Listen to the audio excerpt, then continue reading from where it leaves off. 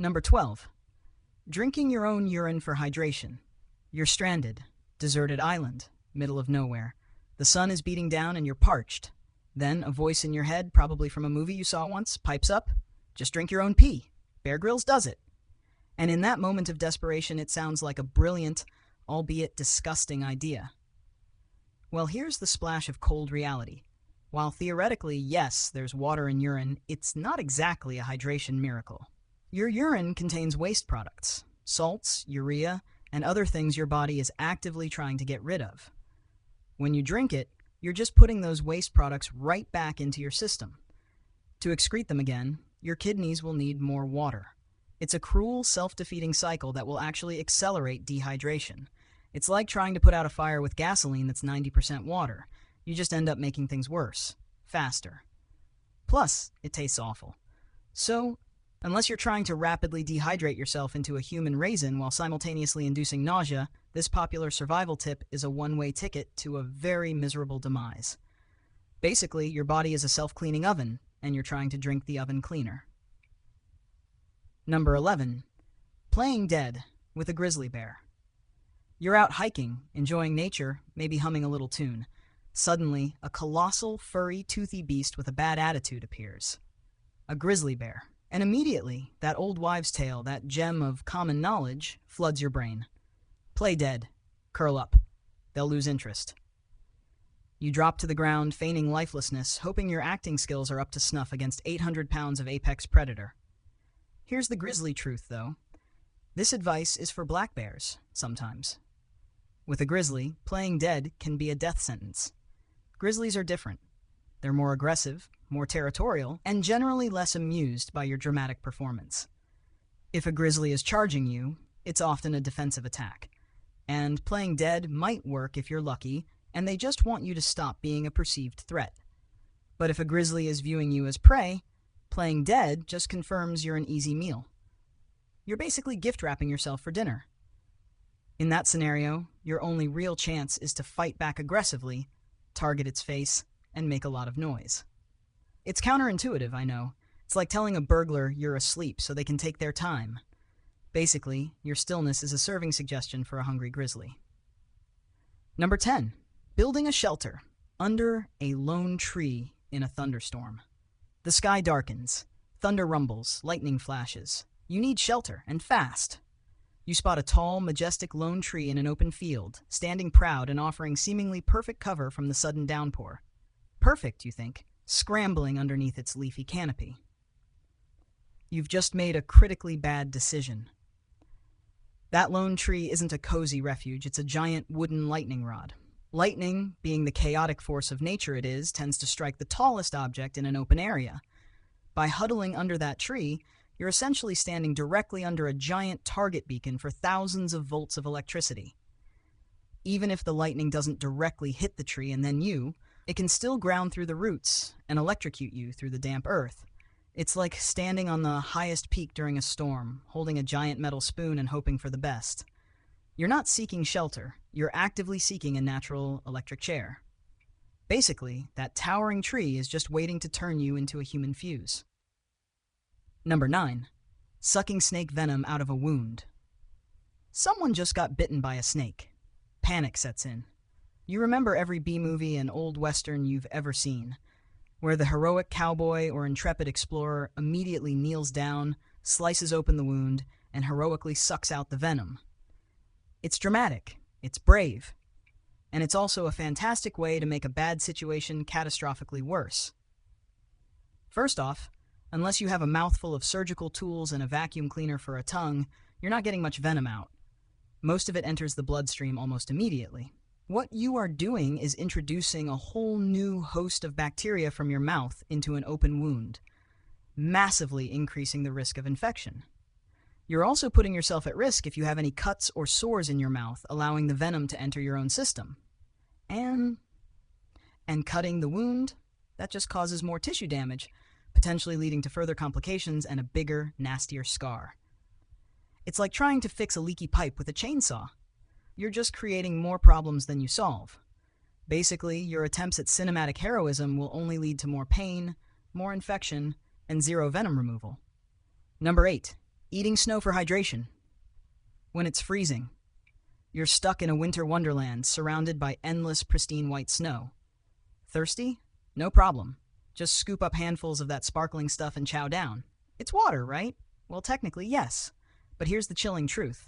If you're in a survival situation in cold weather, eating snow is a terrible idea for hydration. Your body has to expend a significant amount of energy to melt that snow and bring it up to body temperature. This process, known as thermoregulation, burns precious calories and can actually lower your core body temperature, putting you at risk of hypothermia. In a survival scenario, calories are gold, and maintaining warmth is paramount. You'll burn more energy trying to melt the snow internally than the hydration you gain is worth, essentially creating a calorie deficit and chilling yourself further. It's like trying to warm your house by burning dollar bills. You're expending valuable resources for a minimal and ultimately detrimental return. Basically, that frosty treat is just a delicious way to give yourself hypothermia. Number 7. Heading downstream for help. You're lost in the wilderness, maybe a forest, maybe mountains, and you stumble upon a river or stream. Aha! You exclaim. Rivers always lead to civilization. I'll just follow it downstream. It sounds logical, doesn't it? Rivers flow to larger bodies of water, often past human settlements. But here's the harsh reality.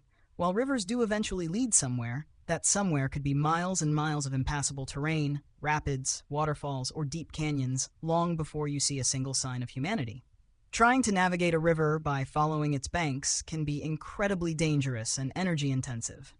You might encounter cliffs, dense vegetation, or treacherous, slippery rocks. What looks like a gentle stream on a map could be a raging torrent in person. You'll burn through calories, risk injury, and potentially get stuck in an even more remote and dangerous location. Your best bet is often to stay put, build a shelter, and try to signal for help. It's like assuming every road eventually leads to a 5-star hotel, even if it's actually a goat path leading to a cliff. Basically, that seemingly helpful river might just be leading you further into an inconvenient and watery doom. Number 6. Punching a shark in the nose. You're enjoying a nice swim. Suddenly, Jaws makes a cameo. Panic. But then you remember the classic movie scene or that one unreliable internet meme. Punch a shark in the nose. It's their weak spot. You wind up ready to deliver a haymaker to the ocean's apex predator. Here's why that's probably a terrible idea.